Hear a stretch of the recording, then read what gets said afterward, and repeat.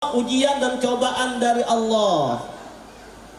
Maka ketika dapat cobaan ujian, orang beriman berkata, alladzina idza asabathum musibah qalu inna lillah. Ini sungguh datangnya dari Allah. Dipitnah orang, Allah uji aku lewat untung nang lantih menyambati aku. Penyakit datang menimpa kepada kita, Allah uji aku lewat penyakit. Rumah terbakar, Allah uji aku lewat rumah terbakar. Apapun bentuk ujian yang datang, kembalikan hakikatnya dari Allah, maka insya Allah hati kita tenang. Kalau kita tidak memandang Allah di balik itu, gelisah hati kita. Ini dari Allah. Kenapa? Ujar Rasulullah, ada kalanya satu dosa pada jamaah yang nggak dapat dihapus dengan sholat, dengan puasa, dengan zakat, dengan haji. Tapi dengan Allah datangkan cobaan, ujian kafaratul dzunub, pembersih dosa. Jadi bila datang cobaan, maka kalimatnya qalu inna lillahi wa inna ilaihi rajiun. Ini dari Allah, aku serahkan kepadamu ya Allah. Ada kalanya seseorang yang ingin diangkat oleh Allah, derajatnya tinggi di hadrat Allah, jadi kekasih Allah, jadi wali Allah, yang nggak dia dapatkan dengan sholatnya, dengan ibadahnya nggak dapat ditumpuh, tapi dengan cobaan, ujian, fitnahan, caci makian, hinaan, dihina orang dan bermacam-macam cobaan, dia mengembalikan dari Engkau ya Allah, aku ridha ya Allah, maka derajatnya diangkat jadi wali-wali Allah. Inilah yang disebut oleh Allah dalam Al-Quran, ulaika alaihim salawatum min rabbihim wa rahmah wa ulaika humul muhtadun. Mereka lah yang mendapat salawat dari Allah. Ibu disambati orang macam-macam, wah pian jangan membalas. Orang menyambati pian itu, dosa pian diambilnya, amalnya gasan pian. Bu, baik disambati kah, baik menyambati kah? Ayo, baik disambati pada menyambati. Orang menyambati kita, dosa kita habis. Namanya menyambati maka muntung beli orang, parut lapar, dosanya bertumpuk, pahala habis. Kita disambati nyaman-nyaman gurih, dosa bersih habis, alhamdulillah. Waspadalah mulutmu, oh bukan harimau bu, nerakamu. Dicaci maki orang, dihina orang, kembalikan ini dari Allah. Dirangkuti orang dari Allah, sakit dari Allah, maka kita disalawati oleh Allah. Apa salah? Rahmat dan ampunan Allah. Mari kita bersama-sama menyerahkan hidup kita kepada Allah dengan memperbanyak membaca la haula wala quwata illa billah. Munajat la haula wala quwata illa billah. Lanjutkan Bunda Evita Mala dengan makna la haula wala quwata illa billah. Resapkan dalam jiwa makna ini Bapak Ibu yang mulia.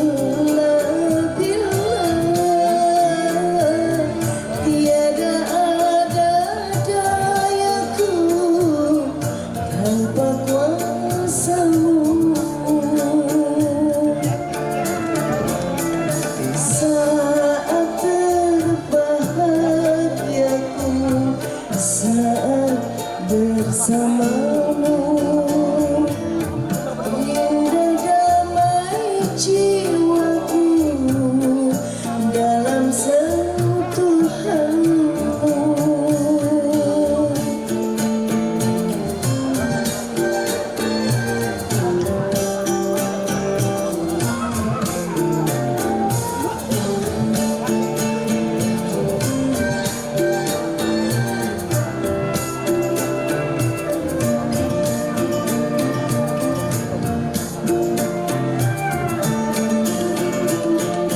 Bukan siapa-siapaku tanpa sayangmu. Tiada ada apaku tanpa kasihmu.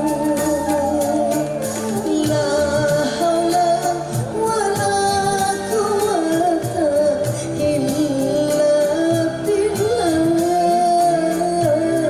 Tiada ada dayaku tanpa kuasamu.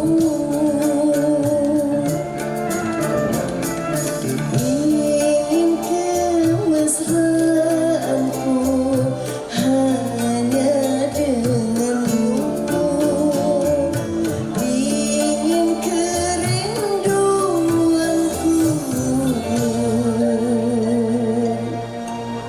hanya kepadamu.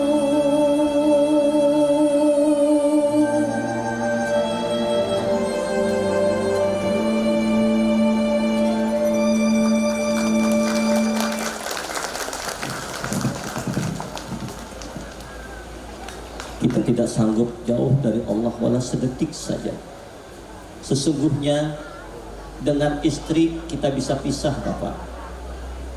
Dengan suami, ibu kita bisa pisah. Dengan anak kita bisa pisah. Dengan siapapun kita akan bisa pisah. Tapi dengan Allah tidak pernah terpisah. Setiap saat di rumah kita bersama Allah. Di jalan kita selalu dengan Allah. Di kehidupan dunia kita dengan Allah. Dalam tidur bersama Allah. Di dalam kubur bersama Allah. Allah selalu bersama kita. Wa huwa ma'akum aynama kuntum. Allah bersamamu dimanapun engkau berada. Ini yang perlu ditancapkan dalam batin kita setiap saat, setiap waktu. Sehingga ketika Nabi bersama sahabat beliau Sayyidina Abu Bakar di Jabal Sur, ketika Sayyidina Abu Bakar ketakutan, orang-orang kafir mulai mau masuk gua, Nabi berkata, "Ya Abu Bakar, la takhaf wa la tahzan, innallaha ma'ana." Hai Abu Bakar, jangan takut, jangan getar, Allah bersamamu. Pada jamaah, modal kekuatan kita hanya dengan Allah. Kalau sudah dengan Allah, lapang semuanya. Hati yang resah, gelisah, problem yang banyak, Allah ada, Allah maha kaya, Allah maha tahu. Ngadu dengan Allah. Ngadu dengan Allah nggak mesti harus bahasa Arab. Bahasa Banjar boleh, bahasa apa saja ngerti. Kenapa? Dia pencipta bahasa, dia ngajarin bahasa. Di luar sholat silakan bermunajat dengan bahasa apa, tidak di mulut, di hati. Allah maha tahu isi hati kita. Allahu ma'i, Allah selalu bersamaku. Ini munajatnya para aulia Allah. Allahu ma'i, sama-sama. Allahu ma'i, sama-sama. Allah bersamaku. Allahu hadiri, Allah hadir dengan aku. Allahu nadhiri, Allah memandang aku. Allahu syahidi, Allah menyaksikan aku. Setiap saat gerak langkah kita dilihat Allah. Isi hati kita diketahui oleh Allah. Maka orang beriman selalu mengingat Allah. Setiap langkahnya ingat Allah. Mau makan ingat dengan membaca Bismillahirrahmanirrahim. Selesai makan alhamdulillah. Mau apapun ingat Allah. Mau tidur ingat Allah. Setiap gerak langkahnya selalu mengingat Allah. Ini lagu nostalgia pada masa lalu yang orang salah kaprah, dikiranya ini kepada makhluk. Pada ini sungguh adalah bahasa metafora sufi untuk mencintai Allah. Kemana ku memang, di mana saja ada bayanganmu. Masih ingat lagu dulu? Nah, tersenyum kawan-kawan dari P3 ini. Dimanapun ada bayanganmu, yang ada dimanapun ada majhar kebesaran Allah. Mau makan ingat di rezeki dari Allah. Apapun ini semuanya anugerah Allah. Maka hati tidak akan sanggup jauh dari Allah. Diri kita ini liput dengan kebesaran dan kekuasaan Allah. Kenapa? Kan kudrat idrat Allah. Maka resapkan, hayati, sentuhkan dalam jiwa kita. Kemana aku memandang, kemana aku melihat, yang ada hanya kebesaran Allah. Kemana aku lihat ada bayanganmu, bayangan majhar kebesaran Allah. Ayo kita renungi lagu lawas, lagu bahari, tapi khususkan hati, kontakkan batin kita kepada Allah Jalla Jalaluhu.